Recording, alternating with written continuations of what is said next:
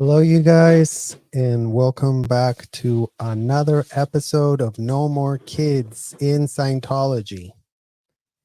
And today, you guys, we have with us a very special guest, another amazing child advocate and survivor, and none other than the amazing Miriam Francis. Hello, Miriam.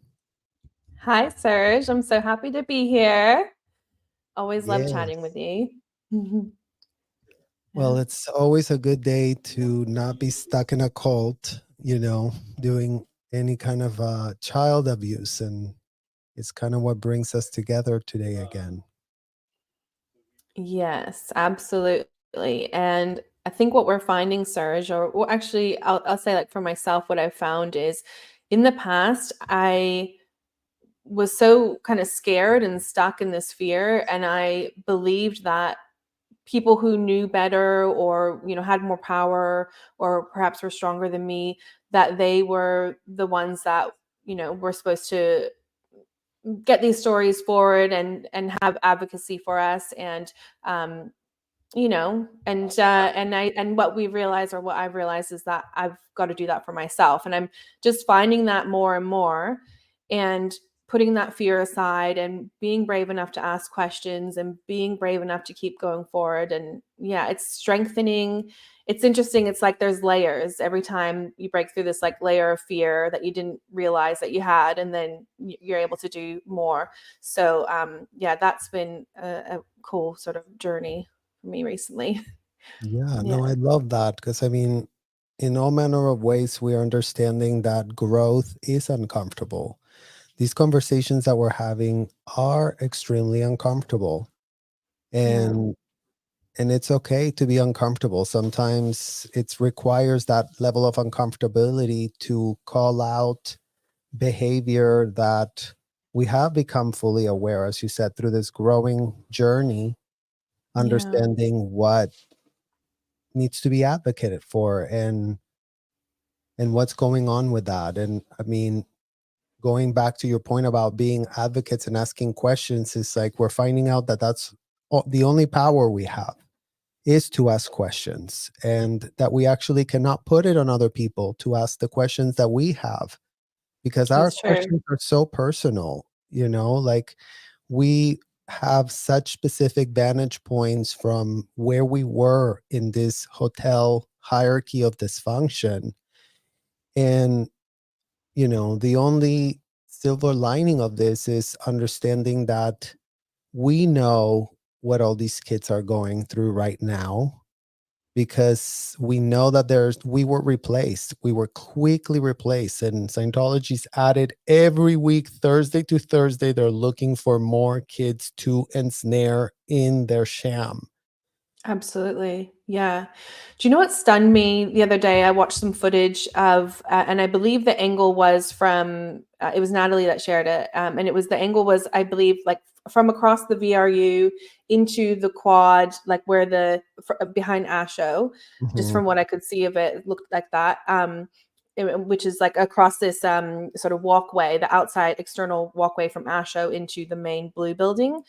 And I was stunned by the amount of what appeared to be very young people, because, like, we live in this information age, this internet age. And for me, it was shocking to see it visually, to understand that these very young people, the only reason that they're there is because they're being groomed through these schools, through these groups, these external groups that Scientology has. Mhm. That's the only reason why. And they're starting from a very, very young age, and they're taught to not look at the internet, not look at any alternate information. They're being groomed from very, very young, before they're able to discern these things for themselves. And it's extremely concerning. So yeah, and that's the thing is, Serge, like you said, like, we know these things intimately. And it's like, how do you walk away from that when you know that that's still happening? Yeah. And I think such wound that we are able to at least address now is that advocacy, and is the points that we are only able to raise because it happened to us. And we don't wish this on our worst enemy. We don't wish this dysfunction on any one of these families. All of these families are ensnared in a faith that we are sounding the alarm code red. It's not workable, it's not functional, it's not logical. Children are getting abused, are getting put in harm's way. And if it isn't getting called out, then all that happens is nothing changes. Nothing changes if nothing changes. And, to put it into the perspective of the thing that they pitch the most inside of the hotel is you have to have recognition of what needs to change in order for it to change. So if we're still whitewashing how children are not really that involved and they really don't do audits and they don't really do all the things that we know that they Right. do with them, is problematic. And they wouldn't know. We didn't know. We thought everything was great. We thought everything was above water. We thought everything was super legal. We thought we had the greatest legal minds around us. And it turns Yeah. out we didn't. They never came Hmm. around. They never cared. They never checked. They never double checked what their client was telling them. We know Hmm. that firsthand. They would never speak to attorneys. They literally have said on the public record that they would lie about things that would happen in the hotel and then tell the attorney something completely different. And these Hmm. attorneys are, nowhere to be found to really answer to anything because they're just fronting, they're capping, they're lying. They weren't inside the Yeah. hotels. So every time they come and advocate is on a they told me basis. Oh, Mike Rinder told me that never happened. David Miscavige says that never took place. Debbie Cook Hmm. denied. I mean, and it's like they keep going to the people that were committing the criminal acts against children as if they're going to have a conscience now. All of a sudden, they're going to have a conscience. I mean, and going back to your original point, Miriam, yes, it's what we Hmm. thought. We were naive and gullible to think that way because as of the year 2024, and this was brought up in the debate that Liz was talking about, it's like, what has changed? Right. What has changed? What has been reined back? What has been watered down? What kind of safety guardrails have been implemented to ensure nothing can be implemented to ensure nothing because nothing's being repudiated, nothing's being called Hmm. out, everything is just like, oh yeah, it sucks to be in a cult, but So this is right, and so this is where I think that the advocacy that's going on out in the streets, with the like just speaking their truth out front of these buildings. I think it's so important because you have these children being groomed in real time from very, very young ages. And no one that's not being shouted from the rooftop. That is the most concerning part of all of this. And these children are being funneled into these organizations with the same, with that naivety kept in place because they don't have access to this information. And when you have these people standing on those streets and yelling that, then it's undeniable. And so I'm thinking, like, for myself, if being a teenager, being a child, if I'm going to see that sort of thing and have these things being yelled at and understanding, like, okay, this isn't what, because here's the thing, Scientology is trying to paint this picture, and what they're telling these children is something different to what's actually going on. And we know that with the Sea organization, which is where they're really ensnared and really captured because they signed these billionaire contracts, which is completely unconscionable, and their basic human rights are taken away from them, and they are being groomed for that. So if we can put that information out there, that's why I just really want to celebrate the protesters to say, like, this is why that work is important, and they're doing great things out there. And I mean, yeah, for me, every time I see them, like when when I see Laura, I just think it's incredible that she's gone back to the place where she was from to yell it out there, and hopefully that prevents more kids from being ensnared in there. the protesters, like just the fact that it's happening everywhere at once, it's like we have like Pearl Snappy and Selfless Self standing out Austin and telling them over and over they've never been confronted with being child traffickers. No one has ever confronted them on abuse of children. Mm-hmm. As we know, our plight has been minimized and whitewashed constantly, on and on and on. And I get Yeah. it that, there's ulterior motives why that is happening. They don't want to Yes. deal with the consequence. They don't want to think about it. It's much easier to play the victim of a problem that they were all playing a part in. It's like, because and again, it's like we get this projection. It's like, oh, you're being so mean to me and I didn't know, and we were all in a cult and this and that. But it's like, it's not about a finger pointing.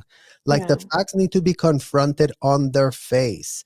Children do not end up inside of these hotels or commercial buildings if there's no parents bringing them to the hotel or the commercial Yeah. building.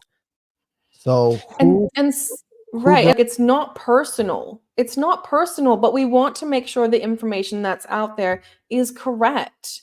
It's not about us. It's about the kids that are being taken in and dragged into these hotels and these organizations and these buildings, commercial buildings, however you want to frame it, into those organizations, into those spaces.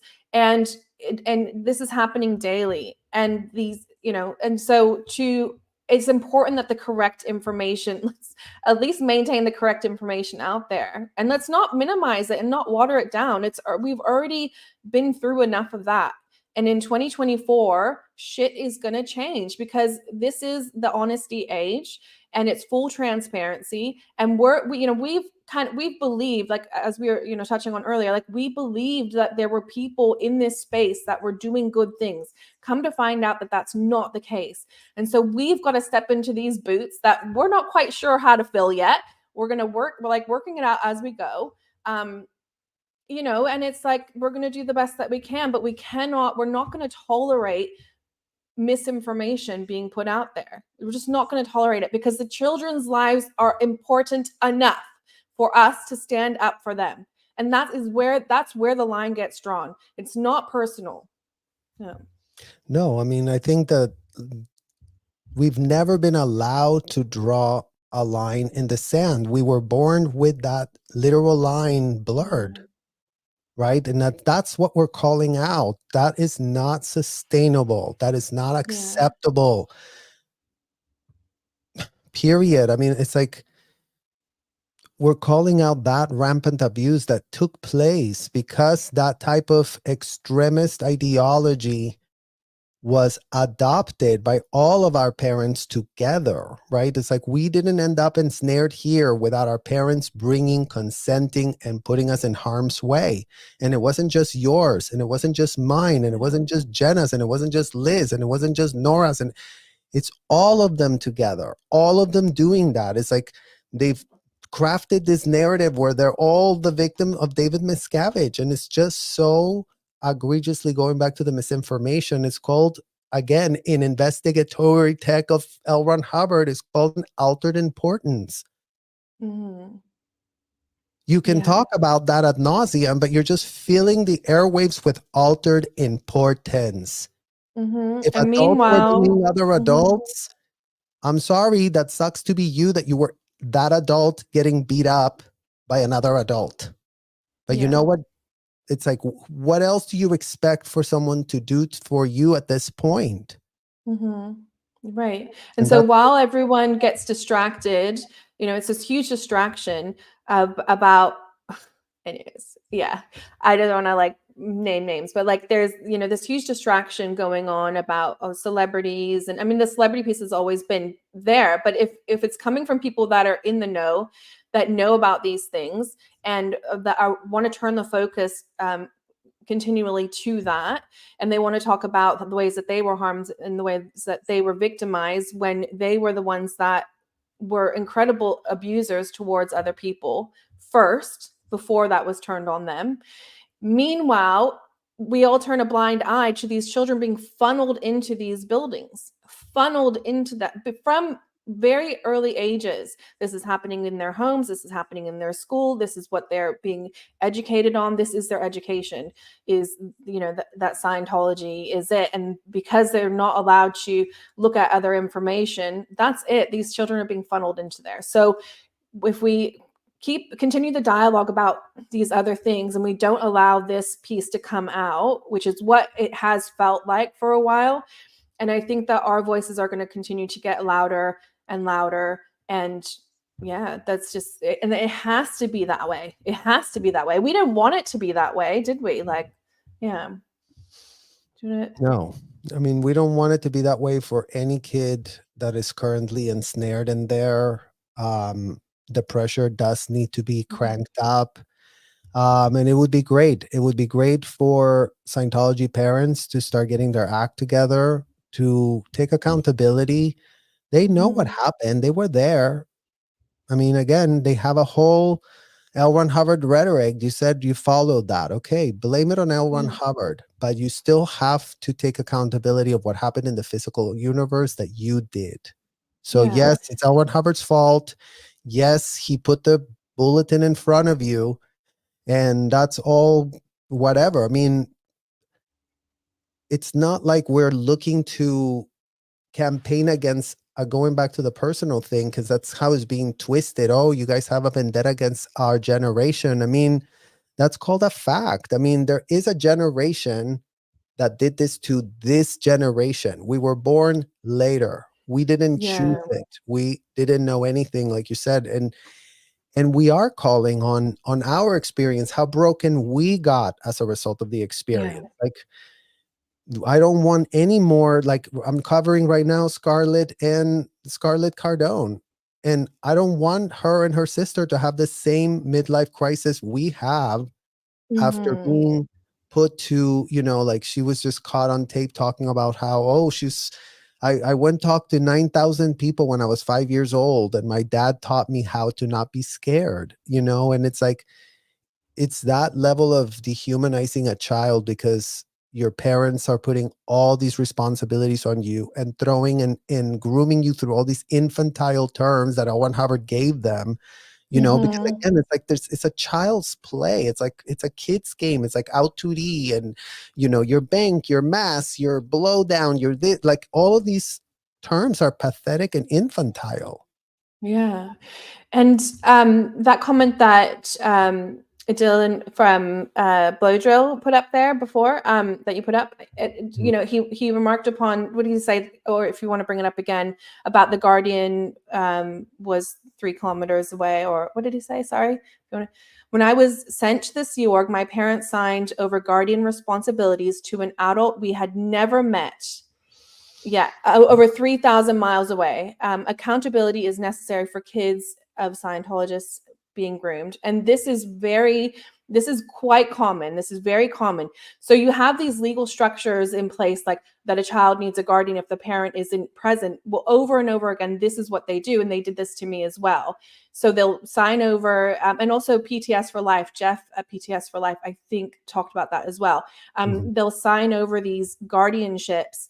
And there are what I'm trying to say is that the systems that are in place are not enough. They're failing because they know how to work around these systems. They know these legal loopholes. They're still taking advantage of the children. This is still going on today. Yeah. And here's a question too. How much church time do children attend weekly, daily, or is it just a guise of religion? I mean, that's the problem, right? Scientology is audits, ethics, and courses, nothing else. So there's no church. You're getting audited, you're getting ethics handled, or you're doing a course. Those are the only 3 things. And the fact that kids are exposed to those 3 things is what's problematic AF. It's unacceptable. It's dangerous. In the audits, they're doing role plays, extreme role plays with adults, crossing and blurring all boundaries because the child is told they are an adult. They can, ask this adult all these disgusting questions that they're groomed with a doll to familiarize themselves with.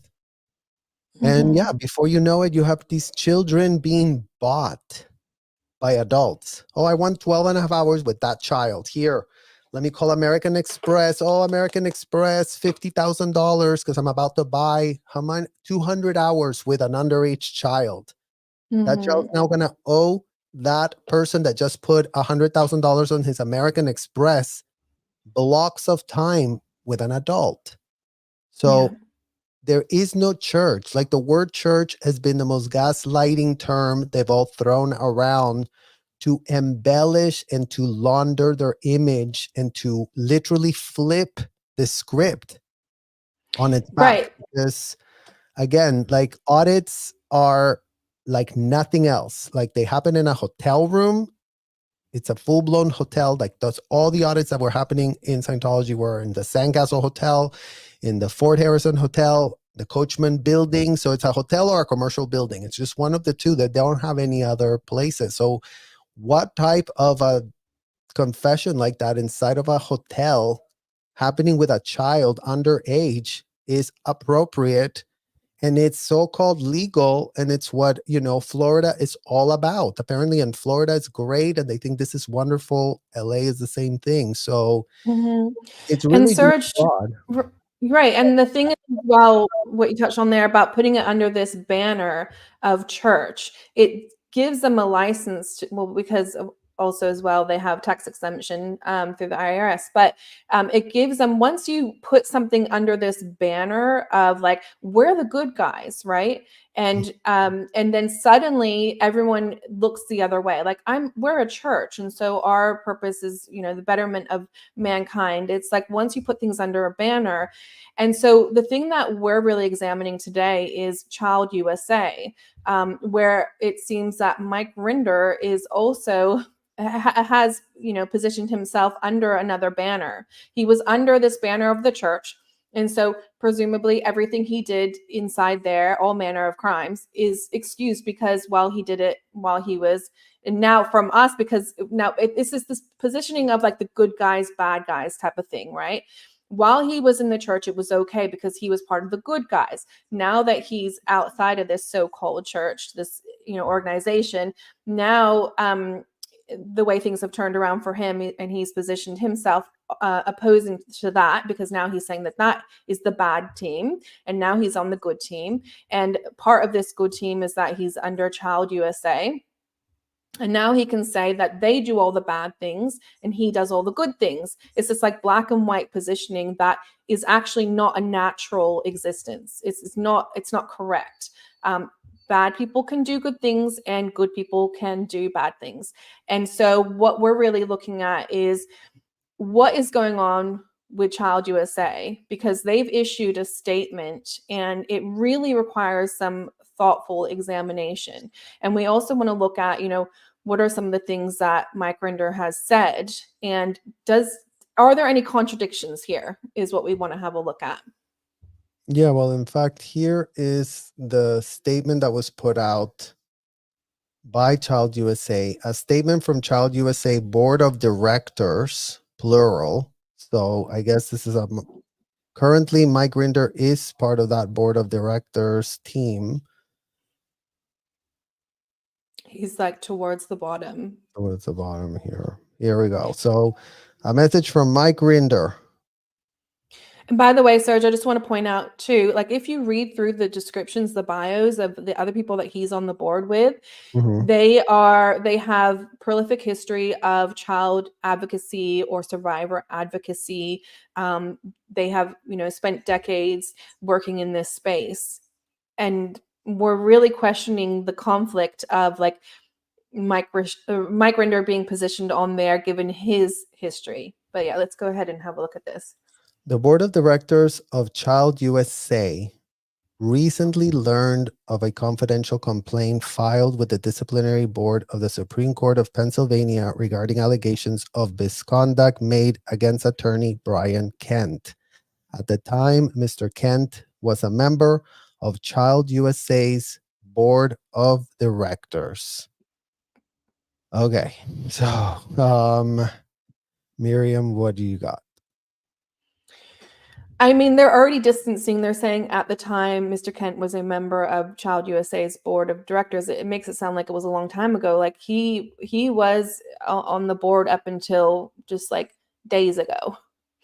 And so, yeah. So we've learned about this misconduct that went on for a couple of years. Yeah. But here's my problem with the statement. The board of directors of Child USA, and going back to your point, Child Right. USA's board of directors included Brian Kent and included Mike Rinder. So if this is a statement on behalf of the directors, two of your board of directors, Child USA, had been informed, had known about this confidential thing. Right. So So already this is the first first part line. of the statement that doesn't make sense to me. Like, Right. the board of directors recently learned. It's not true that it was recently learned. Yeah. And you're speaking for all of them. So every single person just recently learned. Well, again, Brian Kent didn't recently learn. He knew. And so did Mike Rinder. So Right. And so the positioning of that statement is that when you read it, there's already this distancing in there. You believe that this occurred sometime in the past, and that the all the board members knew nothing about it. And yeah, it's already like, well, yeah, and here's they're it's they're about to get positioning more things. problematic. As soon as this information came to the attention of Child USA's board, again, in what world are two of your board members not privy to the information? Immediately took action to address the allegations against Mr. Kent. On April 15, 2024, Mr. Kent tendered his resignation to the board without further comment. Mr. Kent had not informed the board of the complaint filed against him prior to his resignation. And that's fine. So even if Brian had not, and why didn't he? Hmm. With such an incredibly outrageous type of complaint, given the nature of it, given the nature of who they're purporting they're servicing, and again, you have two board members that did know. So why did two board members not speak about this? I mean, Right. it's problematic. It's problematic any way you look at it. And it's problematic that this statement is being put out that is just patently how? Patently how? It's not If, transparent. It's not transparent enough. And that's what we're calling for. if This the if the history child of just Mhm. the history of being able to PR your way out of things has ended. Like, this is where, we need to start being fully transparent. Stop, like, just trying to cover things, or, dilute things, or change the narrative. I think that the public now are like, we're all smart enough, we're all intelligent enough, and we need to know what the real information is. How did And this is the really, Child like, USA's board understanding that the complaint remains under confidential investigation by the disciplinary board of the Supreme Court of Pennsylvania? Child USA believes survivors of SA and remains focused on its mission of helping kids stay kids. I mean, again, this is a board that is highly familiar with the type of childhoods that were had inside Scientology hotels and commercial buildings, and yet they tapped Mike literal Rinder to sit on this board. To your point, in what world is he an asset of this so-called cause that they all claim to have right. on this board? His production record is the polar opposite of advocacy for kids. We're talking for kids. Whatever else he did to adults, that's a completely different story. That has nothing even to do with this. And Yeah. again, yes, Mike Rinder was influential and instrumental in getting the 501c status acquired. Yes, Mike Rinder has a very long track record of being the lawyer whisperer that he is, the media whisperer that he is. He is good at his job. He's good at coming in there and snaring everyone, getting everyone to like him, getting everyone to show him that, he really needs them. And then he does what he does, what he's shown to Mhm. have done. Right. And it's crazy to me that that line there, it says, like that they're focused on ensuring that kids stay kids. It's like Mike Rinder's job for 25 years. He was on the board of directors for Scientology, Church of Scientology International, for 25 years. And in that time, what he did was ensure that kids did not stay kids and that they never could have a possibility of being a kid. And yes, he did that under, you know, Hubbard's writings because that's where it originally came from. But he made those decisions all those years to continue to participate and continue to do those things, and actively, you know, had a very active role. And he worked with lawyers to ensure that they were, you know, they would find all the legal loopholes that they would be able to do that. I And mean, L. to Ron Hubbard was make, dead, you guys. In yeah. 1986, L. Ron Hubbard was dead, and these people had a $1 billion tax bill. They were going to be shut Mm, down. And in come in Mike Rinder, Marty Rathbun, and David Miscavige to dig L. Ron Hubbard out of his grave and to pitch him as an American bred god that had amazing ideas, that including eroding the Constitution, shredding it, to enslave kids, to make child slavery great again. So, in mhm, what world is making child slavery great again gonna save a world? Board of yeah, Directors of Child USA that really wants to help on a mission of helping kids stay kids. Well, you know what? You're not helping a shred of child in Scientology stay a kid. Board of mhm, Directors of Child USA, there's not one single child in Scientology being helped by y'all. In fact, you're literally applying his literal protege, L. Ron Hubbard, to really help your board. And imagine that not even right, the kids that had been essayed in California got a memo or got told, yo, there's a 3-year open look back window. I mean, as if we don't literally have an example of this atrocity right here, you guys. Miriam did not file a civil case, even though she had a 3-year window to open up a civil investigation. And then her criminal investigation was all of a sudden, oh, you know, never mind. We've investigated this for so long. We have your father on tape admitting, but you know what? We forgot that, you know, the statutes of limitations ran out. So better luck next lifetime to you.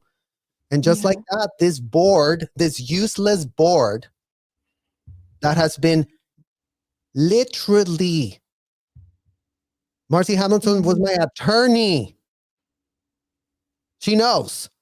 She knows what these people were doing. She knows who the hell Mike Rinder is. And in what world do you put this statement with things that don't make a shred of sense? Like, in what world are you guys putting this statement with a straight face? Because that would be really great to start understanding right about now. right. And Serge, the thing is like, you know, going back to what we were talking about at the beginning, is like, we believe that there was advocacy. I mean, you read what they say, and they're like, "This is what they do. We believe survivors, and you know, they're champions and advocates, and it's all over their website." I mean, I didn't become aware of Child USA until last year, but the idea was that there were people in this space that were connected with legal teams, and that we were, you know, that's what they're saying. They're saying they're in videos. Mike Rinder and the whole rest of, you know, all these people that are on the Aftermath Foundation board, like they're all saying that's this is what they're doing, that they're involved in these things, that they're doing advocacy, that they're championing these cases, and in fact, like, they're not. They haven't been doing anything. And then what we have is, like, when we question Mike Rinder, he then pulls up. I mean, we didn't go to Child USA first. Like, he's the one that has pulled this up and put this in front of us to say that, no, I couldn't possibly be doing these things that you're saying because I'm with Child USA. And because he's under this, like, good guy banner, Child USA, then he gets protected. And we're just supposed to be like, oh, okay, well, then that's good enough. Like, no, it's not good enough, because when you actually look at the details, it does not add up every time. And so I we're mean, it's raising the literally called questions the like, think tank for child protection. I mean, in what world is a think tank for child protection tapping Mike Rinder? yeah. And Serge, there was over 600 cases that were filed within that window, under that window, and one of them was a Scientology victim. However, Mike Rinder and Child USA were not involved in bringing that case forward. So that's score of zero for Child USA and Mike Rinder for bringing Scientology cases forward within that window. It's insane. Then, like, what are we doing? And the thing is that these people garner all this prestige and notoriety because they're saying that they're doing the good things when in fact they're not doing them. And that's really, I have to say that is my main issue with Scientology, is because Scientology does that exact same thing, and law enforcement looks the other way because they go, oh well, no, but they're the good guys, and so we've got to stop this like good guy bad guy mentality. I can't say that Child USA does exactly what the 501c Scientology does. Scientology traffics kids at an industrial size scale. Child USA has Mike Rinder on their board. That's all I can speak to. I can't speak to anything else anyone else is doing. We're questioning what doesn't make a shred of sense, given that these Child USA has not and never will condone the behavior of abusers, and has not and never will protect or harbor those abusers. I mean, they're harboring an abuser right now with Mike Rinder. Yeah. And I'll read out. So this is what I like to point to in with Rolling Stone. He did an article with them in 2016, and I'm going to quote from it. And Mike Rinder said, if the church decided someone was an enemy and needed to be silenced or destroyed, it was my job and I did it. So how can they say that they're not protecting or harboring an abuser? He's on the public record saying that he destroyed people's lives and he silenced them, and that was his job and he did it. Now, when we say silencing, who are we talking about? Well, some of the people in that category is child sexual abuse victims and sexual assault victims. So, and these people are still alive and still living through this trauma and are seeing Mike Rinder propped up on this board, given prestige. And, it's incredible. All the people that he's destroyed the lives of, every time he goes up and says, yes, I destroy people's lives, it's like he gets awards for it. And it's crazy. What about all the people he's harmed and damaged? How can we not say that he's an abuser if he did it? He was with the Office of Special Affairs, the head of Office of Special Affairs for 23 years. If you do that as your career for 23 years, and then you can suddenly just turn around and be like, well, I'm with the good guys now. And then everything is white. React in his own words to what is on the public record, because here is this clip of this interview that Mike Rinder did on here's why David Miscavige isn't in prison. So why? Yes, because he has a lot to answer for that he could not ever answer up about. That's another. So again, it's like in Spanish, you guys, you call el burro hablando de orejas. And if you didn't know what in the hell I just said, I just literally said, this is what you call the donkey speaking about ears. It's like he's got a lot of answer for. Mike Rinder, you got a lot of answer for. All manner of people have a lot to answer for. Our parents have a lot to answer for. All these adults are having a lot to answer for. So it's not just David Miscavige. I mean, even though you've spent the last how many decades blabbing that he's the only one that committed overs, apparently you were just, trying to save our world. Right. And it's a lie. Yeah. Sorry again.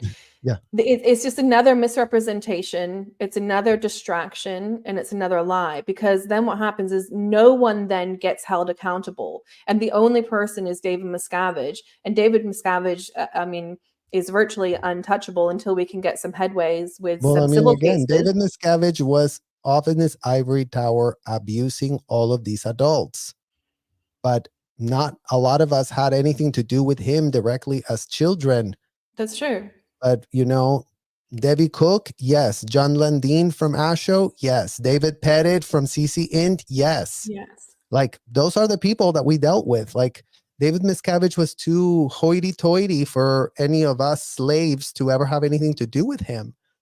Yeah. So And so what happened in 2004, as far as I understand it, is like he rounded up a bunch of people who were being sadistic to other people. These were sadistic people. He rounded them up and put them in a room or a double wide trailer or whatever.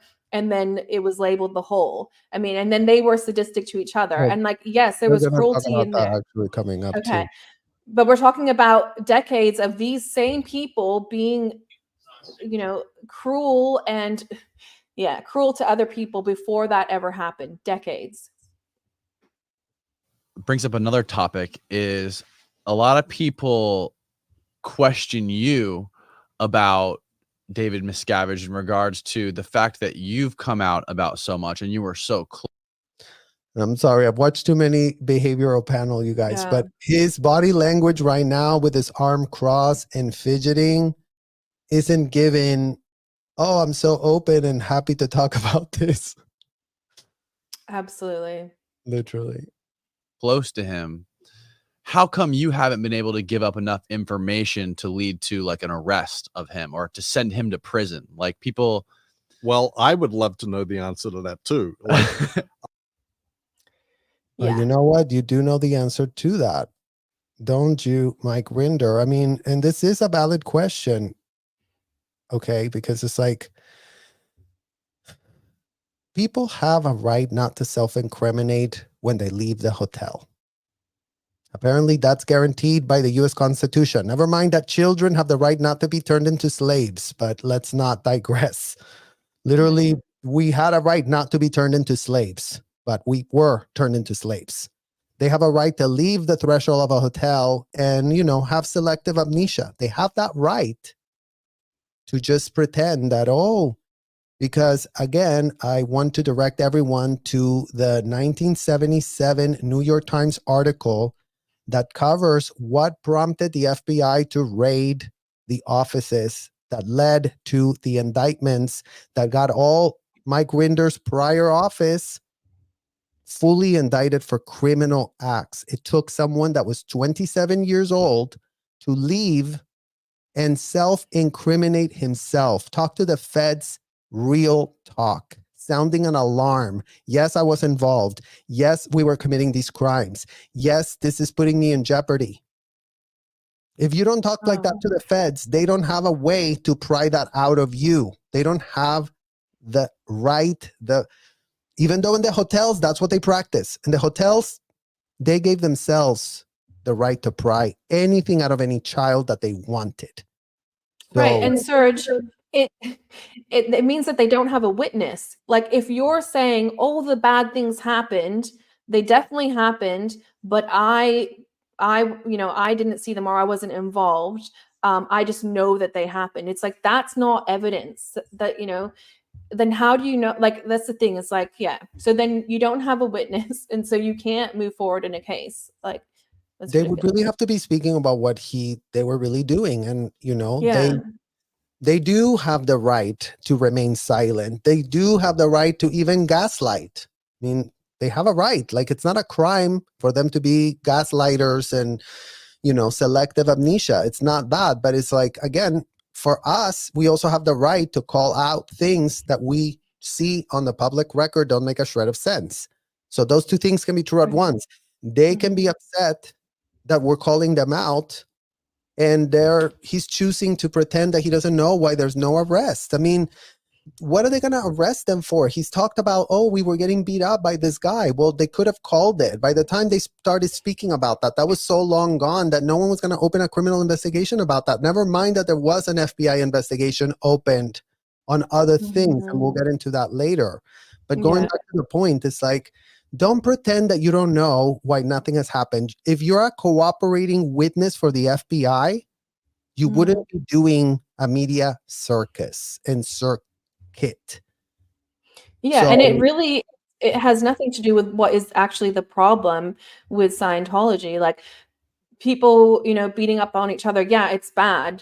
That's obviously not okay. It's abusive. But what's happening, as we touched on earlier, is like in real time, these children are being funneled into these, contracts that in no way should they be signing.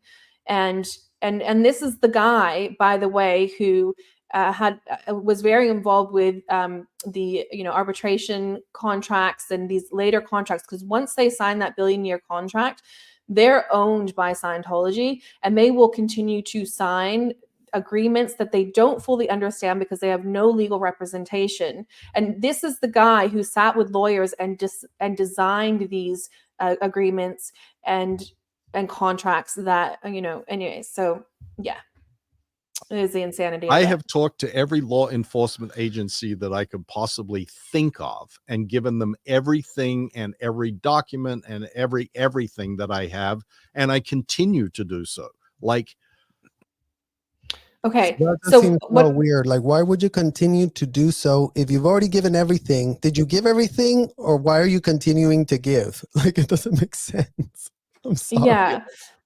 And so this FBI investigation, because this is something that he continually brings up time and time again, it's like this huge blanket thing that then people don't ask questions further than that. Once he says that, I've given all the information, it's like the conversation stops there and it moves on to other topics.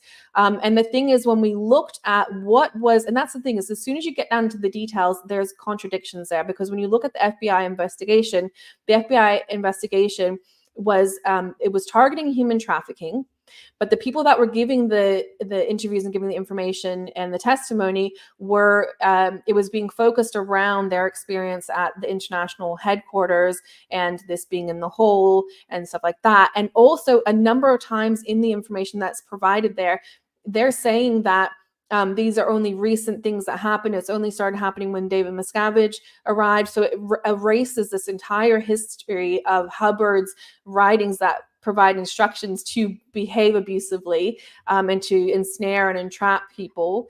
And so, yeah, anyway, so there's so much misrepresentation that's going on. The purpose of the investigation of the FBI was not on broader issues. It was specific, and the information that was being provided to them was very specific to the experiences of the international executives. It's not from lack of trying. Believe me, Okay. it is not from lack of trying. And the difficulty always with Here's the other part that I find problematic. Again, is it the FBI that got told children are being trafficked from all over the world? Children's passports, we were locking them up. Children, we were locking them up under the guise of audits that we pretended were very spiritual in nature. But you know what? We were video recording data mining of felonies, including but not limited to from kids. So in what world did the FBI go, oh, okay, so you brought kids from all over the world? Oh, you brought them across state lines? Oh, you transferred them from the border? Oh, you taught them to lie to get a passport because you knew that they were going to be enslaved, and you just taught them like, oh, just lie, tell them this, tell them that. So again, it's like, how are you trying that hard, and how is it so hard? I mean, is the FBI really saying, oh yeah, this sounds so great, that sounds so wonderful? I think it sounds like an exact definition of a 501c. And the thing is as well, Serge, is like, if the people who are providing the information to the FBI, if they're centering it around their own victim stories, in other words, their own victimhood, then as well, like they're, how then can that's not proper information either, because if you're saying, oh, all these bad things happened, and these are the top international executives, and they're saying that only one man did it all, like, it's just not a true, it can't be possible.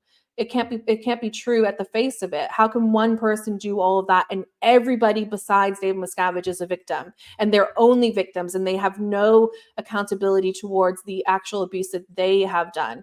And this was the stories that the FBI was being told. They were being told about these people's own victimhoods, and they were saying, yes, bad things did happen to other people, but apparently they did none of the bad things, and it's only David Miscavige. Like, it cannot be true. Any It's sort an of impossibility. prosecution or even a legal case against Scientology is threefold. One, Scientology will turn it into a nuclear war, and just Okay, not starting a case because Scientology is going to turn into a nuclear war. I mean, again, it's all this fear mongering. It's fear mongering. Like, there is no nuclear war. There is no nuclear war. Like, litigation is litigation. Like, nuclear war is sort of like whistleblowing, dog whistling, like, oh yeah, litigation is so scary because, you know, they do attack people the most that dare to even bring up the litigation. So again, here's the advocate of the year saying that, oh, Scientology is going to be nuclear war. So horrible. Like, Yeah. you know, there is a bunch of writings by L. Ron Hubbard about making litigation punitive. And A bunch of writings from a convicted felon that taught his proteges how to not get caught. By what? By subverting the rule of law. By literally manipulating the apparently very easy and available to manipulate law process, because, you know, all it took is a convicted felon to tell his proteges to, you know, make it punitive. And then all of a sudden, you know, no one can stop them because, you know, it's a free country where you can make the legal system punitive, including but not limited to children that they trafficked. And Serge, we know that Mike Rinder's job was to make the legal system punitive. So, and so why does he not say, and I know because I did that, like, and I know because that was my job, because, you know, like he did say in the Rolling Stone article, and this is the thing, is like things have evolved over time. Now it's like, oh, it's only David Miscavige. It's this narrative has changed. And there's no accountability for what he did. Like, oh, there's some writings. Like, who cares? Like, well, not who cares, but like, yeah, it's good to know that there was writings, but writings are in a book. They don't become effective unless somebody actually does the things and carries them out. And it was Mike Rinder's job to ensure that those things were carried out.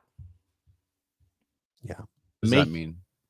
Punishing your opponent through litigation, making everything difficult, like noticing depositions, appealing every hearing, appealing every order, filing crazy stuff to disqualify judges, like anything and everything to make it as expensive and painful as possible for anybody to pursue a legal case against Scientology. So I think what he just said here with a straight pitch, putting distance, because he sounds like he's translating it. Never mind, this is what he was doing on a daily basis, acting in bad faith, using the legal system to subvert it. This is not using the legal process to, you know, figure out the law. This is using the legal process to subvert it. He said everything he was doing. Yeah. Okay. It's a scorched earth litigation strategy that has proven very, very effective.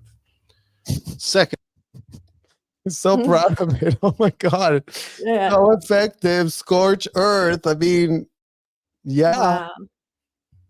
Yeah, but I mean, again, it's like it matters, right? Because it's like scorched earth and you're trafficking kids behind the scenes and you're literally abusing the legal system like this. Like you're just, you know, literally making it punitive. So what is literally going on with these courts? Honestly, in what world are they this pathetically influenced by the proteges of a convicted felon? Oh, L. Ron Hubbard told us to make it scorch earth, to make it punitive, to make it nuclear. I mean, that's not litigation. That's not what these courts are supposed to be for, to be wielded as weapons against the victims yet again, because there's just no way out of this thing.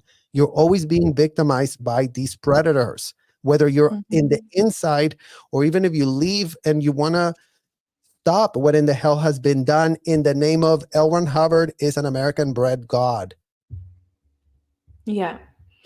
And Yeah, absolutely. And this, what he's talking about, this scorched earth strategy, is not just for civil cases, but also for criminal cases as well. In terms of like, they would do anything that they could to stop that case from moving forward, and that included sexual assault victims and child sexual abuse victims and their parents. So here, Board of Child USA, start taking notes, because this is literally on the public record. Your board member, Why David Miscavige Isn't in Prison, by Mike Rinder. I mean, it's like, all right, let's see what else. Secondly, Scientology has, because of what I was saying to you before, this idea that saving Scientology or preserving Scientology is the most important thing for all of mankind. Scientologists will lie. If they believe that saying something would be harmful to Scientology, they won't say it. Let me give you an example. I mean, I'd love to hear it. Yeah. He's what he's explaining here is he's explaining his motivation of what his motivation was when he was doing it, and the motivation to lie and the motivation to cover up harm towards people. Yeah. in breaking news, the technology is the harm. Like the thing that they're willing to lie for is what the problem is. The technology is what the problem is. So let's see what example he gives. When we did the Truth Rundown series with Joe Childs and Tom Tobin at the St. Pete Times, me, Marty Rathbun. I mean, when we did the Truth Rundown, you guys, I mean, imagine the type of media whisperer that Mike Rinder is, as he just talks about Tom Tobin and Joe Childs, my buddies from the past. I mean, he had those access to those media personalities. Mike Rinder was dealing with them. Mike Rinder used to be kind of nice. He played nice with them so he could cement that PR relationship. So he's always been an incredible publicist. I mean, he made a convicted, indicted felon become beloved by America. The IRS cannot stop loving on L. Ron Hubbard and really going with the pitch that he was an American-bred god. But again, the technology wasn't worth lying for, given that the technology is the thing that is putting every single child inside of these hotels in harm's way, period. Also, Serge, like he got asked a direct question about his own, like, okay, well then how come it hasn't, that nothing's eventuated with this information that you're saying that you're giving? It was a direct question, and then he segued it towards, and now I believe that we're going to hear now his victim story. But you see how his posture has changed, where when that question was asked of him, he was sort of like, what was he like, fidgeting, like and then he had his arms crossed. And so now he's changed, because now he's going to launch into his victim story, I believe. But let's just see. Yeah. And Tom DeVock, Jeff Hawkins, a bunch of people spoke to them and said, look, here are the things that have happened. And, part of this is we have witnessed and experienced ourselves on numerous occasions David Miscavige being physically violent with members of the Sea Organization. Those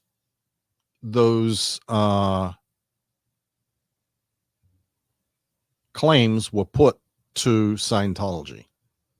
Like, how do you respond to the fact that this person, this person, this person, this person, this person, this person, they all swear that they have seen this happen? I mean, you even claimed in the HBO documentary that Miscavige physically assaulted you on numerous occasions, right? Yeah. And it's I've said it over and over. Right. And it absolutely happened.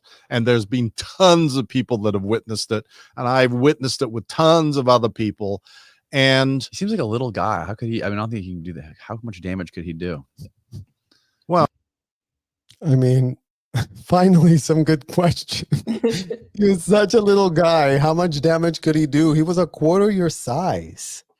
Because it doesn't make sense, Serge, does it? Because he keeps saying he's deflecting everything onto David Miscavige. How is it possible? It just doesn't stand up that one guy could have done all that. No, he had to have people, and who were those people, and he had this whole network, and he had several networks, and what was the structure, and who was involved, and what was their roles. Like that's why the deeper questions have to be asked, and not just take him at these statements these blanket statements that he makes. Like, no, it's not possible that David Miscavige did everything. And that is the biggest lie. So then who participated? It's the very people who were, some of the people that participated are the very people who were doing that FBI report. And they, and that's where it doesn't add up, because like you said before, like it takes someone incriminating themselves to say, yeah, I did it. Now, none of those people were saying, I did it. And so then there we have a problem. And this is constantly playing out. And this is what we're seeing right here.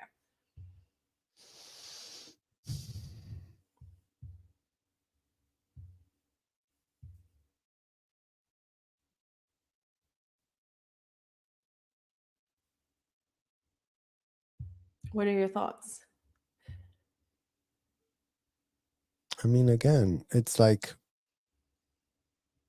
was there a power imbalance dynamic that these adults had for themselves? Yes. Did they consent to that power dynamic and balance? Yes. How many decades did they consent to that power dynamic and balance? I mean, it's what it's called. For adults, it's what it's called. But yet children were being made the slaves of these adults. That's what doesn't get understood. That's what, they didn't talk about. They didn't talk to Thomas C. Tobin about the children that they were using as slaves for themselves inside of the hotel. They didn't bring that up. Mm-hmm. And again, going back to what is this problem? It's a problem of altered importance, feeding an altered importance narrative. Something that looks like he's coming clean, looks like he's addressing something, but he's not addressing anything. He's actually just cementing the infrastructure for his short story to work. And it did. Yeah. It's worked for decades. For decades, like you said, no one's going to go in and arrest anyone if all they get is a victim story from the person. And the FBI cannot pull the string. They're not allowed to pull the string. Because if those people that are giving their victim stories, they're also saying that they were the top brass. They're also saying that they were the top international executives. So then how is it possible? If they have no crimes, then Scientology must be squeaky clean. Like, what are we even talking about then? It's like, why are you even, if it's just one guy, okay, so then we just take out this one guy. Like, it doesn't make sense. It doesn't add up to what the, how enormous the actual problem is. Yeah. Scientology. Right. Yeah. But at the time, a bunch of the people, because Joe and Tom, they're good reporters. They were very diligent, and they would say, well, tell me who you saw David Miscavige physically assault. Mm-hmm. And so I would say, well, I saw him assault Mark Yeager and Mark Ingber and Wendell Reynolds and Ray Midoff and Norman Starkey. And all the people he just rattled off were Scientology highest ranking executives who had what underneath them?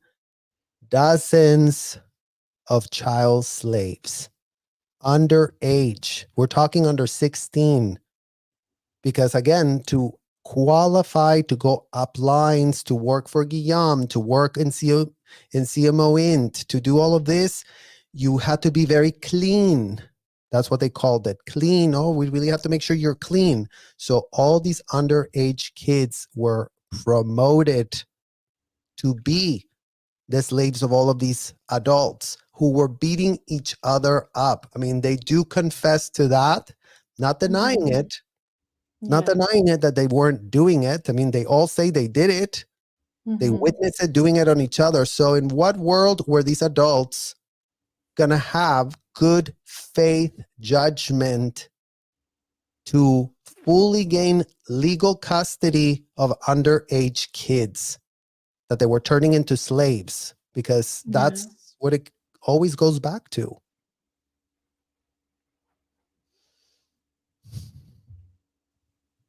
I would go through the list, and then independently they would go to Marty Rathman and say, who did you see David Miscavige strike? Oh, I saw him strike Mark Yeager, without me present. And then they would go to Tom DeVocht, and he would say exactly the same thing. So they verified that this, like, there's no way that you can have people just randomly coming up with these same stories.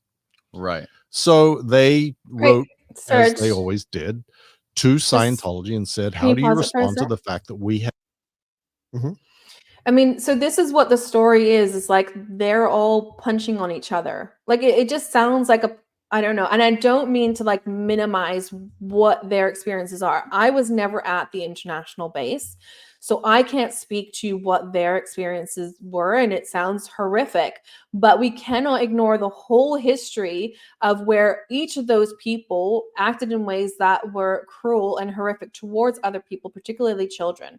And so like this story that they're painting is like, it just sounds like a bunch of people that were all punching on each other. And yes, David Miscavige punched them, but they also punched other people. It's like, what are we talking about? Like, it just kind of went full circle, and then it's done. Like I can't see that would have ever been taken any further, because there's no way of proving that that's continuing to go on. So what about the networks? I mean, if he ever stopped to just talk about just the OSA network, the OSA network, which is the network that's in place to cover up all the crimes of Scientology. I mean, why not take that core piece apart? That is the key to taking down Scientology. And instead, we're talking about adults punching each other. Like, yes, that's bad. They shouldn't do that. But how is that in any way ever going to take down Scientology if that's what he's pretending to do? Yeah. Have numerous witnesses that say David Miscavige has struck Mark Yeager, struck Ray Midoff, struck blah, blah, blah, blah, blah, blah. Comes back the answer. This is outrageous. These people are all paid liars. They're this, they're that. And here are 50 affidavits signed by those very people, all saying they have never been struck by David Miscavige. And these things are completely manufactured lies. Just fabricated. Totally fabricated. But in their mind, this is saving and protecting Scientology. Well, and again, it's like, yes, the affidavits were always being written, and it is supposed to be a criminal act to write a completely fake affidavit, but this was their go-to all the time. This is how they always managed everything. Oh, this is coming up. Everyone write an affidavit. I mean, for kids that had no legal standing, we had no legal schooling, at 12 years old being told to sign an affidavit. I mean, in what world did I know what an affidavit was? Right. And Serge, this is the point. It's like, how does Mike Rinder know that? It's because he did that time and time again. That January phone call that I had with Mike Rinder, where, by the way, I had to learn enough information over the course of about 1.5 to 2 years in order to know the right questions to ask. So my questions were very pointed. And in that, he described that the lawyers, the OSA network people, would get together with the lawyers, and then they would draft up these affidavits for the person to sign before they were allowed to be released. Like, this is within the C organization in that particular context when someone wanted to leave. And what they would do is they would review their files for anything that was going to be a legal risk for them. And then they would get the people to sign these affidavits to say that they are denying this, or that never really happened, or I changed my mind and I'll never sue Scientology because of this. But they would draft these up between OSA and the lawyers. And so that's one example, but this kind of thing happened all the time. And how does Mike Rinder know that? He knows that because he did it. He was the head of OSA International, and this is what they did. They worked closely with lawyers, and they would draft up these affidavits all the time. Yeah.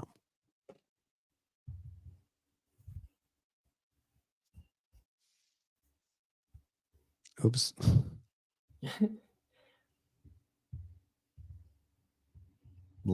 When prosecuting Scientology or filing a lawsuit is, and particularly in a criminal case, the standard in a criminal case is guilty beyond reasonable doubt. If you can create reasonable doubt, you have to be found Right. not guilty.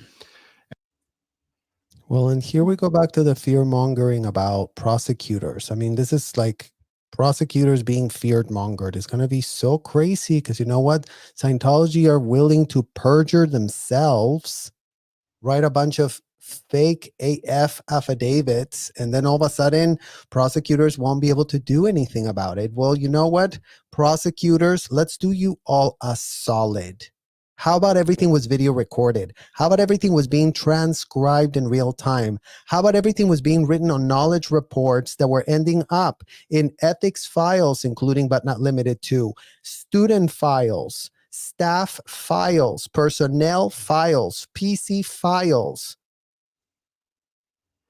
The problem with this is that it was known, it was recorded, it was transcribed. The day that it happened, the day that the out to the on a child was taking place, all the hotel people found out about it. Did anyone get called from the Clearwater police who they're very chummy with? Of course not. There's nothing at the Clearwater police reported. There's nothing at the LAPD reported. It's the fact that nothing is reported. What in the hell is being called out as a big ass problem? Yeah. And Serge, what he's talking about is like, so he's creating reasonable doubt in order to, affect a criminal outcome. And one of the things that OSA did, there's two specific cases that I know of, which is the Jennifer Gorman case. And there was also in Jane Doe 1's case in the Danny Masterson trial conviction. In both those cases, there were statements, a ton of statements created by like their friends, fellow Scientologists, because both of those people were in Scientology at the time, and they were given to the defense, and also to LAPD. Like, so for example, in Jane Doe 1's case, she filed her police report. They then flooded LAPD with these statements from her fellow friends, Scientologists, who were, and probably likely they were celebrities as well. There was probably a ton of celebrities that were, sort of opinion leaders that then wrote these, because she was at the Celebrity Center, and well, she was affiliated with that group. She was hanging out with that crowd of people. And so they wrote all these statements and gave them to police. And so this is OSA's involvement there. And at that time, Mike Rinder was the head of OSA International. This is 2004. And so like, this is what's happening. What he's talking about this from experience, because these statements were then given to LAPD and that case was dropped in her case. And reasonable doubt in the mind of a prosecutor, and they're not used to this.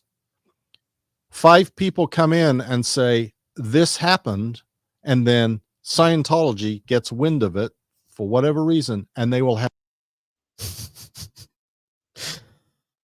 For whatever reason, Scientology gets wind of it. Yeah. I mean, as if we haven't heard the pitch that this is a scorched earth, crooked AF, do whatever crooked tricks you can to win in a very crooked way. Have 50 or 100 people give signed under penalty of perjury affidavits saying it never happened. And they go, how do we prosecute a case like this? Mm-hmm. And it's sort of the hard thing, which for prosecutors to understand, to be able to put together a case, mm-hmm. when they always have to, make decisions about where they're going to invest their resources. What are they going to put their time and effort into? Yeah. Are they going to be able to get an actual guilty verdict? And so, all right, can we pause here? Because I'm literally like, I feel like I'm going to throw up at this stage. You see the depth of knowledge that he has, like where he's saying that the prosecution has to weigh up. I'm like, literally, I'm like shaking because I skipped through this video. I didn't see this part. Oh, okay. I just like, sorry, this is very, okay. I just feel like, Yeah, that the prosecutor is going to be weighing the part that, this is going to be just so hard. It's so hard to do my job because look, they're going to turn in a whole bunch of fake affidavits and these people are going to perjure themselves. Isn't it hard to be a prosecutor? Serge, this is what I'm saying. Like, this is what I'm saying. He's talking about the fact that the prosecutor is going to have to weigh up a case and figure out like the balance of like, oh, is this going to be, you know, and figure out that balance of like, which direction do we go? Okay, my case, what my criminal case against my father who sexually abused me as a child was sitting in front of the Los Angeles District Attorney's office, awaiting prosecution decision. When Mike Rinder put my LAPD police report online, full knowing what Scientology would do to weigh up that balance, to tip the scale in the other direction. And that's why I'm like getting like, it's the scale of it. It's the sabotage. It's like anyways, I don't, it's like, yeah, it's disturbing when you see it. Like, he has full knowledge of this. He put my entire police report online, unredacted, and he did that because he wanted Scientology to see what loophole that they could find. And the only loophole that they could find, apparently, was that it was outside of the statute of limitations. And so that's what happened. And the prosecution weighed up that decision, and who knows how many legal letters and, you know, letters or whatever that have been flooded at them in that moment, because it was very shortly after that. I think it was 1 week later, from best of my memory, 1 week after he put his blog post and put my LAPD police report online, the prosecution made the decision that they were not going to take it forward because of statute of limitations. Now, they have within their right to take a case forward despite statute of limitations. Statute of limitations does not have to be the full stop. They always have discretion where, you know, and where they can weigh that in, like, oh, okay, maybe the fact that she was born and raised in a cult, maybe that could weigh in, or like to better understand the case. But none of that was done. And I truly believe that when he did that, Scientology, of course, like, why would they want that case to go forward? And Mike Rinder's saying scorched earth. He knows that they would raise hell and do anything to stop my case from going forward. And he puts my LAPD police report online to allow that to take place. Well, and listen to what he just said to us here, Miriam. On Scientology finds out for the reason that you doxed this exact document, Mike Rinder. Right. In what world did Scientology just find out about this? You are the doxer. You're the one that puts it there. You're the one that sabotages it. And you are getting called out. You are getting called out. You're in that board. And that board watch you do that in front of everyone and still keeps you on. What type of black male are you holding on that board, Mike Rinder? In what world are you still there? In what world are you still being pitched as a child advocate that you have never been? You've never been an advocate for a shred of child. You've only been an advocate for how to abuse kids and get away with it in an industrial size scale. So I'm so sorry, Miriam, that yes, he's literally confessing to his exact tactics, to his full knowledge of how this works, to knowing how to literally, oh yeah, don't file any criminal because, you know, no prosecutor wants to take it because look what's going to happen to them if they do take it. And again, it's like, prosecutors, stop being dumb. Go collect the files. They had files on all of us. Miriam's father has a file. Miriam has a file. I have a file. All the pedophiles that abuse me have files. Yeah. They all knew. They all wrote it down. They all video recorded it. They all transcribed it. They all wrote it in reports. They all send it to each other. They have no plausible deniability. They have no distancing. They were recording it. They were transcribing it. So there is no world in which this man has no clue about anything because you know what? He was busy saving a world and, you know, enslaving kids at the same time at an industrial size scale. So by all means, make that make sense, Mike Rinder. Why now, after, the exposés in the Tampa Bay Times and going clear, and then subsequently in the aftermath, David Miscavige doesn't appear anywhere anymore. Right. Because his weakness is that if he has to testify under oath, he may get people to lie with him, but particularly in a civil case, that may not be good enough. And he can't answer up for certain things. And there are things that he doesn't want to have to answer up to. Right. And so, Are there any things that you wouldn't want to answer up to? Anything in all those decades? Anything you wouldn't want to answer up to? I mean, again, because the projection is real. The projection is real. David Miscavige did it all. David Miscavige is very scared. David Miscavige had enablers. David Miscavige had co-conspirators. David Miscavige had proteges that were doing his bidding.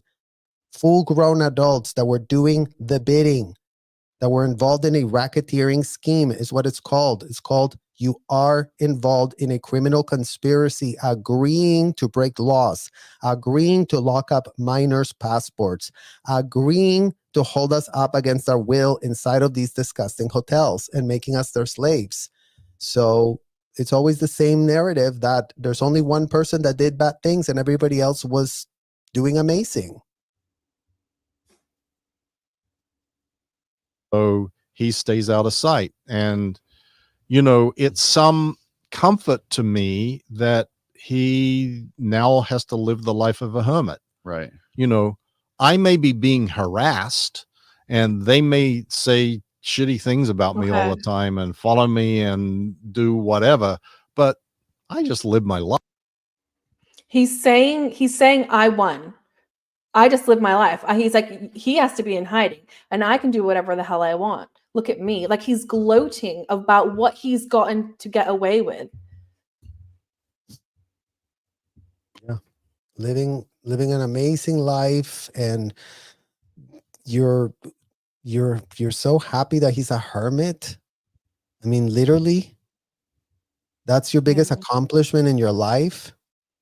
You caused David Miscavige to become a hermit, and you are living out there without a shred of shame. I mean, by all means, in what world does that make a shred of sense, Mike Rinder? Life. Are you still being harassed to this day? Absolutely. Well, you just said it yourself. Look up my name, Google my name, and you'll see a bunch of ads from Scientology about how I'm a wife beater. My daughter has a website and she's a Sea Org member, by the way. Yeah, how fucked up is that situation? Your whole family. It's crazy. Right. Well, yeah. So How fucked up is the situation that he's throwing his daughter under a bus? it's interesting to me that as soon as he starts talking about how he's victimized, his whole demeanor just loosens up. His arms are going like this, and like he just seems to change and like kind of like relaxes. And then he skips over the part about like, yeah, his children, his family, and like like, I mean, it's an opportunity there it's a missed opportunity, I think, to talk about what's really going on and have some accountability. But yeah, that just gets sort of glossed over and skipped over.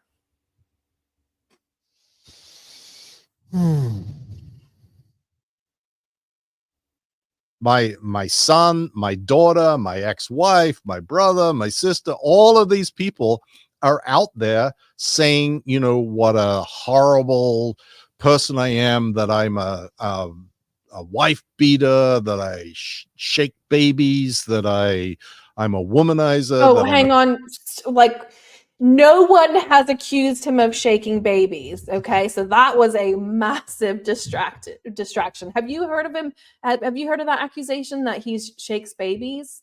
Like, No, I've let's never heard of clarify that. the accusation. You child trafficked babies, Mike Rinder. That's the problem with you.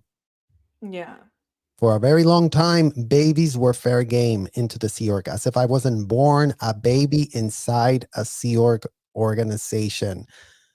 literally born in the organization, the billion-year contract. So yes, babies, you weren't shaking them, you were child trafficking them. And no one's accusing you of being a womanizer either. I mean, who accused him of being a womanizer? I think that's what he accuses others of being, but I've never heard that of him. But this, that I'm that, like whatever. And again, this is pursuant to the Scientology idea that I'm a bagman for Satan and that destroying me is good for the world. And that. And again, Miriam, I'm going to go back to this point. No one wants to destroy you, Mike Rinder. We need accountability. We need the facts confronted on their face. I mean, what type of appeal do we need to make to your good sentiment and good judgment to do the right thing and quit, hiding under a skirt, pretending that the problem doesn't exist? Because, if only David Miscavige wouldn't have been around, everyone was going to have what? If David Miscavige didn't exist, I would have still been child trafficked. Nothing would have changed in my life whatsoever. I mean, maybe in your life, you wouldn't have been beaten up by a man a quarter your size, but there's no world where our life would have been any different. This FBI investigation, literally, there are statements in there from several people in this initial report, which was basically like outlining what the investigation was going to be about. And essentially in there, there's a number of people who said like, oh, everything was great up until just the last, they said the early 2000s was when it all changed and David Miscavige, And like, what's interesting is like prior to that, you had several people that were at these command posts that had all this power, which is Marty Rathbun and Mike Rinder. And so to say like, oh, everything was fine before then and everything was good before them, it just waives the accountability completely. And anyways, just like this idea that everything was fine, everything was great. Well, no, obviously it wasn't. And that's when these things get hidden. Like we're talking about decades and decades and decades of it just being erased in regards to. Again, going back to the point, right? It's like he's not being singled out. He's being called into the bucket of enablers, child donors. You donated your own children, Mike Rinder. I mean, I know you're playing the victim now that they're, hating on you, but I mean, you put them in there. You put them in there. So it's not their fault. It's your fault. You're the parent. You guys were the parents. You were running around this hotel, being infantile and expecting us to be the adults. Well, you know what? We are not the adults. We were the kids then. And today we're both adults. And y'all are still adults, but you want to be treated like if you were babies the whole time you were there. It's like, oh, I had no idea. But it's like, yeah, you did have an idea. And you did have the type of age that you needed to have those ideas. And you should have repudiated what you did because nothing has changed still today. Hubbard says that anybody who is a critic of Scientology, and he wrote a thing about this that's on my blog, has crimes. They have felonies in their background. And this has been proven over and over. And oh my God. He plugged his blog. Well, yeah, not him plugging his blog that he wrote it there. But again, L. Ron Hubbard said that whoever wants to criticize us, they have felonies that they committed. It's like, you all were committing felonies inside of the hotel. So way to project that the felonies are committed in other places by people who attack you. Oh, they must have felonies because L. Ron Hubbard did tell us that. I mean, it's like L. Ron Hubbard was a convicted felon. He had no good ideas. Why in the hell are you still quoting him like he matters? And that's the thing, Serge, is then he can say, well, if anyone accuses me of a felony or a crime, then they must be Scientology. And that's why we're being called, like we're being told that we're doing the work of Scientology and that we're being Scientologists. And that's, I'm sure, what he's telling Child USA is like, oh, well, they're just working for Scientology because that's what Scientology would do. It's like, no, we're going to accuse you of being a criminal because you are a fucking criminal, Mike Rinder. End of. End of. And even if you don't know what the felony is, you can be absolutely safe accusing them of committing felonies, because whether you got the right one or not doesn't matter. So this is how Scientology goes about things. They do Disconnecting, right? Yeah, that's disconnection. That's like, and that's back to the theory of the bad things happen to you when you're connected to sources of suppression, and sources of suppression is someone like me. Yeah. So my children, my mother, my brother, my sister, all the rest of my family, because if they want to remain Scientologists, they must disconnect from me.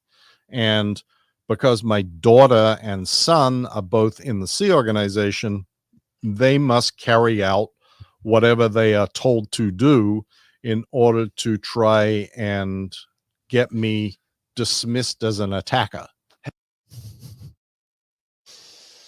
I mean, he just lays the groundwork. He's very, very smooth, very clever. I mean, and again, if you don't know what's behind door number Oh, you 1, 2, frozen and for 3, me, Serge. Oh, okay. if you don't know what's on door number 1, 2, and 3, then I guess you can buy the pitch. Like, oh yeah, I guess, you know, it sucks to be you that your family really is attacking you. But again, Mike Rinder, you were at the front lines with the IRS getting this approved. Your family could have maybe left Scientology if this would have been buried for the fraud that it was. And that's what you need to cough up to, because yes, you resurrected L. Ron Hubbard. That was not a good idea. You shouldn't have done that. That's on you. That's not even on L. Ron Hubbard. L. Ron Hubbard was dead and a pathetic imbecile, convicted felon that he was, on the run, paranoid, full of drugs, with rotten teeth. In what world is he still your opinion leader? Have you ever tried reaching out to them? And Yeah, absolutely. I went one time. My son, at one point, after I had left the Sea organization, had cancer. And I was unaware of it because nobody communicated to me. And in fact, Joe Chuck. You were unaware of it because you left the Sea Org and you didn't give an F if you left with kids or not. You just took yourself out. You've even admitted to this. You never had a relationship with your kids. Your kids never saw you. You had no connection. So you just walked out. So in what world were you going to be told if you were always a deadbeat dad the entire time you were there? Yeah. Childs called me up, the reporter from the St. Pete Times, and said, I just got off the phone with a lawyer for Scientology, and they said, you're such a shitty person that you didn't even try and see your son when he had cancer. I said, he has cancer? He said, yeah, I was afraid of that. You didn't even know. And I said, no, I had no idea. So I drove to the Fort Harrison. I was living in Palm Harbor.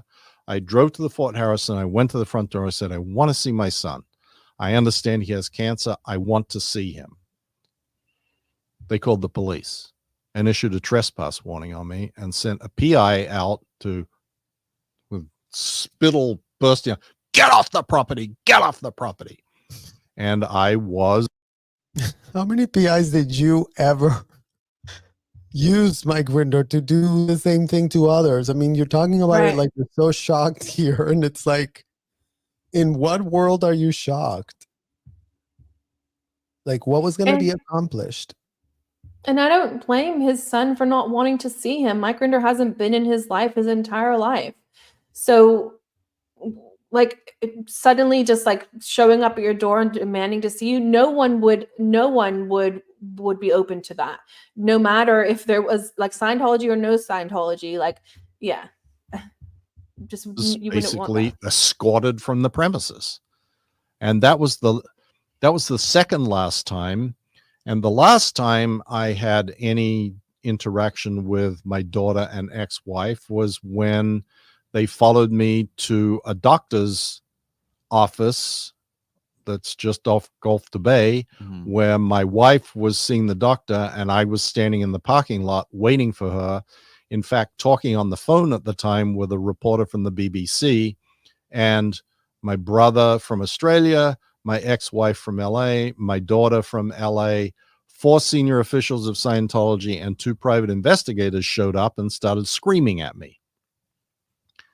And Jesus Christ. it's such a fascinating story because I'm on the phone with the BBC and I said, John, you'll never guess who just showed up here. Guillaume Lesurve, Dave Bloomberg, my daughter, Jenny Linson, blah, blah, blah, blah. And then you hear the screaming start. You fucker, you piece of shit, you fucking asshole, blah, blah, blah, blah, blah. And Well, I just want to make a comment on that, you guys, Mhm. because as much as he's yelling, you F this, you F that, that is how these Scientology executives speak to underage kids inside of the hotel. So whatever he just said, he was being screamed at, you MFer, you F this, you F that. That's how they were speaking to us in expletives, Yeah. in constant expletives, like to make the punishment worse, to come across more unhinged. I mean, this was celebrated. The fact that they all cursed nonstop, it was celebrated because they said, oh, we're really tough. We're really tough on the suppressiveness that you are showing us. So it's always dominating us with disgusting words that have nothing to do with a church. Another dead giveaway that these people were not in any way, shape, or form practicing a shred of religion as they're cussing out underage kids that are not even theirs. Imagine that. Yep. ultimately, this resulted in like I tried to leave. I tried to walk. I'd been walking around talking to him on the phone. I tried to get back to my car and they sought to prevent me from leaving, and then took the keys out of my car and threw them away. And it was like this whole sort of insane thing that's all recorded on audio. Mm-hmm. And in the course of that, my ex-wife got a graze on her arm when she was trying to prevent me from closing the car. Well, there you go. Mm. You, well, Yeah. I really want to acknowledge everyone that is with us tonight, supporting us and hearing this and asking yourselves questions, because I think that we all deserve to have our questions answered, for the purpose of transparency, for the purpose of changing this culture that is thriving as a result of it not being inspected for what it is. And it needs to be inspected. We are survivors of this dysfunction. We couldn't be more nauseated that is still going on as we speak. What do you want to say? I agree with everything that you said. Yeah. And it's happening in real time. It's happening right now. And this sabotaging and this setting up these false narratives and these distractions, like that we've just seen from Mike Rinder, is so destructive. This has been going on for a long time, and we've been realizing it only just recently. We're waking up to it. We're calling it out. It has to be done. Yes, it's uncomfortable. Yes, it's painful. It's just as uncomfortable and painful as it is for anyone who is experiencing that, as it is for us as well. But it's necessary. It absolutely has to happen. Otherwise, like, we cannot just continue this how it's been going on. And Mike Rinder is allowed to just actively sabotage a criminal case. Like, it's insane. And by the way, I have written twice to Child USA in emails to inform them of what Mike Rinder did to my case. And I have not had any response back. So how can they say in their statement that they do not harbor or protect abusers when they are doing that? So we're not going to allow them to lie. It's just blatant, and we cannot ignore it. We cannot ignore it. Yeah. And it is blatant. And you know, we will continue to ask questions and advocate from our vantage points for, you know, I did start this comment here. Somebody just said, my heart is broken. I just found out 2 nieces have signed a billion-year Oh, no. contract with this child trafficking cult in the hotel at Flag.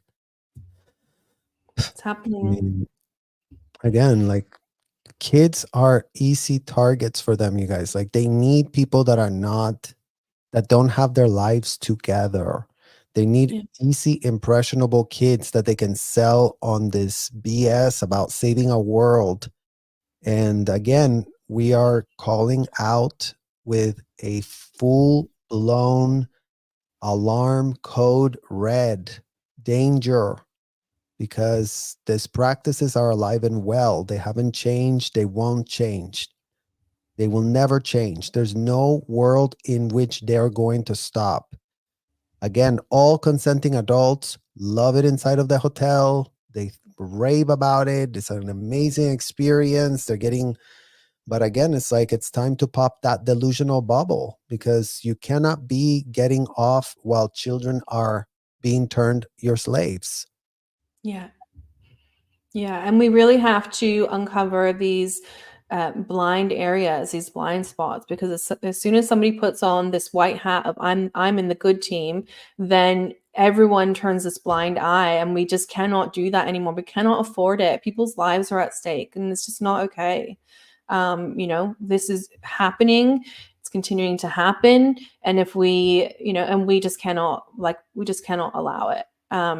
And again, going back to the protesters who are out there on the street, so people can see them and see what's happening and sounding those alarm bells. Like, we're doing it here, but they're doing it on the streets. And I think it takes both efforts. But particularly where you have people who are shielded from information on the internet, they will not be watching, like, those children that are in those homes where the adults don't allow them to, the parents don't allow them to watch any of these types of things. Then that's the message that has to get through people standing on the streets and yelling it out. That's the only way that they're going to hear it or see it. So it's completely necessary. Yeah. Well, there needs to be a moral reckoning. And already the US gymnastics team just sued the FBI for botching their investigation and taking 1 year of doing nothing about it. And in my Wow. history of Scientology, we have since 1993 onwards that this place has been called a so-called 501c to save a world while enslaving kids with full impunity. So the moral reckoning needs to happen, because we already know what is wrong with this picture. Law enforcement has already been advised. The LAPD has been advised. The Clearwater Police has been advised. The FBI has been advised. And all manner of people are getting advice on what in the hell's going on. And Mhm. all we ever get is better luck next lifetime. And Yeah. we're not going to just wait for better luck next lifetime, because we know the hell that kids go through that are ensnared as we speak. Yeah, So and Serge, the key issue for me specifically with Mike Rinder and Child USA is they have someone on their board of directors in this organization that is saying that they protect and advocate for child survivors, and yet he's also on the record saying that he destroyed people's lives, that it was his job to destroy people's lives. Like, it cannot be possible. How can the two things coexist? How can that be something that in our society we allow? We just, it's, and the thing is that for each of those people that he destroyed their lives or silenced them, they're looking at the positioning that he's been allowed to have over these last several years, these prestigious positions, and he gets, you know, a book deal, and he gets rewarded, and he gets an income, and he gets all these things. He gets, you know, it's like he's getting a standing ovation. What about all these people who have suffered under his direction? Then what about them? Like, who then, you know, yeah, it's just what I'm saying is that the pain continues as long as Mike Rinder is being propped up in these positions. Every person who was a victim of the things that he did or the things that he orchestrated, the things that he knew about and was involved in, then we're allowing that pain to continue. So society has to do the work to turn these people out, because that's what's necessary. If these systems have failed us, so then we have to step up into those shoes and demand accountability and say that this isn't right. Absolutely. Well, I think that is what brings us to an end tonight, you guys. Again, any last words of wisdom that you'd like to share before we end? I just wanted to say I'm so glad that we have this incredible community. I'm just so grateful for this space. And I think that we are moving mountains. I mean, we've just seen what Rabbit was able to accomplish with Brian Kent. It's calling out these, people who are being allowed to predate on other people. And here's the thing is, again, like what I said on Rabbit's channel as well, is that we think we're doing the right thing. We follow this, like this due process. All of it takes time. And you look at, like, years go by. I mean, I started pursuing my own criminal case 12 years ago. 12 years ago. And that's from the Australian case. The Los Angeles case, I think, is like 7 years. And so this is a considerable amount of time. In the meantime, these people just go about living their lives and possibly predating on other people. So that all has to change. And we are changing the system. And this community is, it's a group of people who are intelligent, who are understanding the nuances, who are willing to dive into the details. And that takes time, and it takes paying attention to things. And I just really want to acknowledge and thank every single person that is here with us, listening to us, engaging, being active, supporting the protesters. It's just an incredible community. Absolutely, because the healing does start as we are able to advocate not just for ourselves, but for others. So all the work that all the protesters are doing, and all the advocates and all the people that are here, giving us your time and spending this time to become informed and to, help us, continue to advocate for this problem to hopefully end soon. So I thank you guys so much for watching us today. We'll be back with other subjects very soon. Thank you so much, everyone. Have a nice evening. Bye-bye.